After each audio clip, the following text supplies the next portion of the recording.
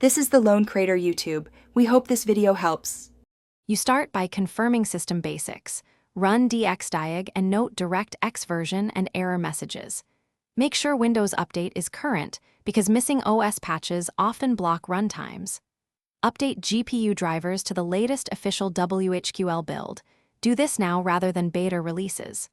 Once done, create a restore point so you can revert if something breaks. These initial checks quickly rule out configuration gaps and give you a safe baseline to perform deeper fixes. Next, repair the runtime components themselves. Run the DirectX web installer to replace corrupt DLLs because missing runtime files are a common cause. Then run sfc/scano to fix system file corruption and follow with dism/online/cleanupimage/restore health to restore Windows image health.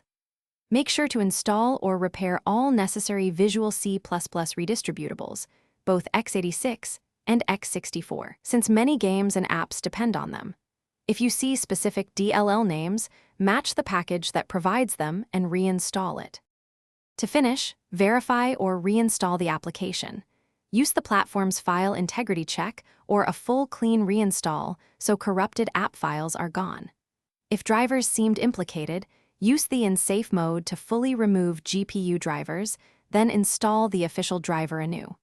Make sure to run the app as administrator and try compatibility mode if it targets an older Windows build. If issues persist, check the app and Windows event logs for specific DLL or error codes. That detail. Thanks for watching. Consider subscribing if we helped you.